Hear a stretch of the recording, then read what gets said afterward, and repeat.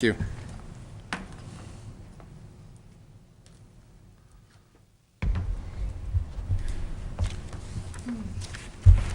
Good morning, and for the public, if people didn't get packets, we have the executive summary and the full report on the cautionary principle procedure. Before I start, I would like to acknowledge my colleague, Phyllis Webb, who can maybe actually help me with the projector.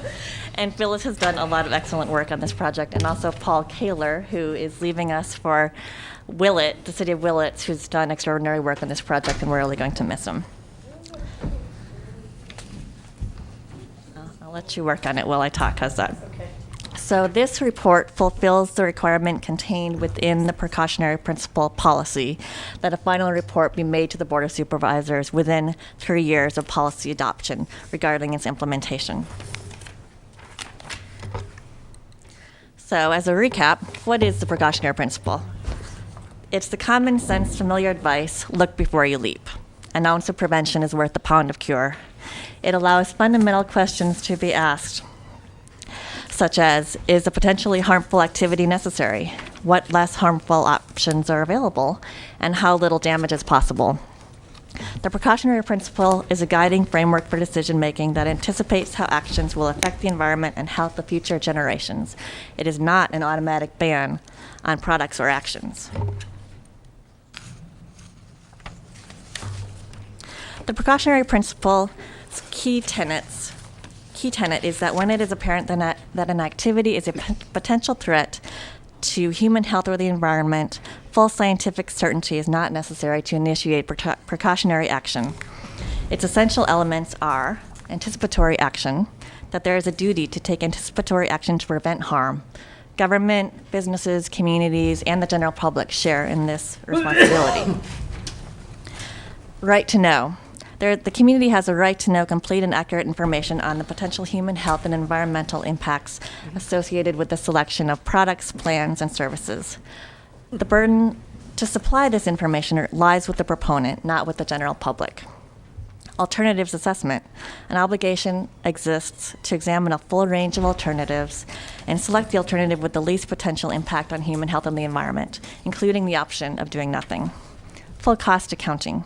When evaluating potential alternatives, there's a duty to consider all reasonably foreseeable costs and benefits to the community, even if those costs are not reflected in the initial sticker price. Some of these costs and benefits may include raw materials, manufacturing, transportation, use, eventual cleanup, labor, energy, health, safety, and job creation. And finally, the participatory decision-making process. Decisions applying the precautionary principle must be transparent, participatory, and informed by the best available information. A reasonable effort should be made to include the public in an appropriate manner when making decisions that may affect the environment, health, and quality of life. A brief history. In the spring of 2005, a group of individuals from throughout the county gathered to discuss the application of the precautionary principle to county decision-making.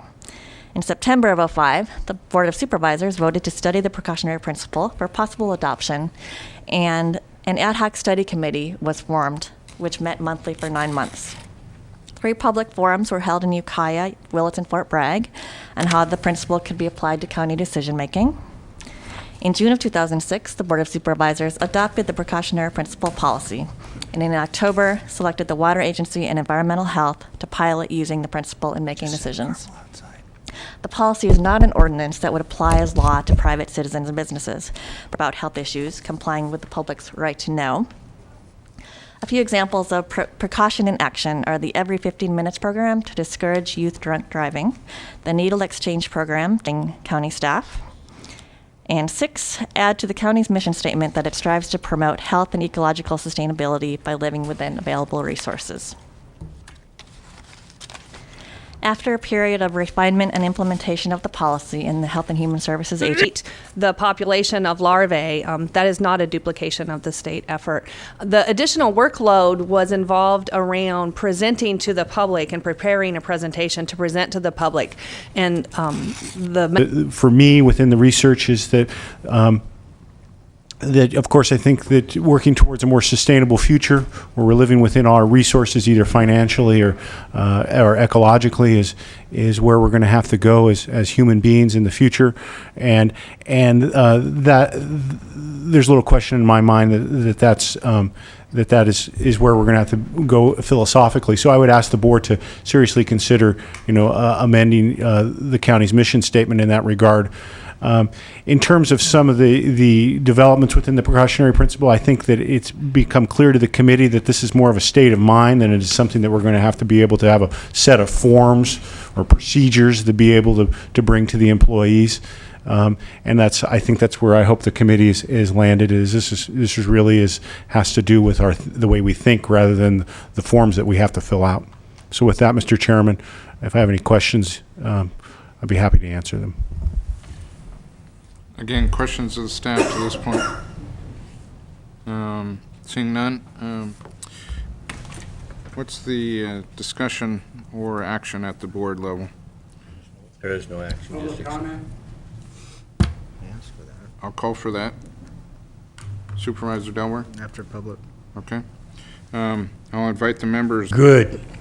And for those members of the public who may be perplexed as to why the simple principle of looking forward into the future as to see the consequences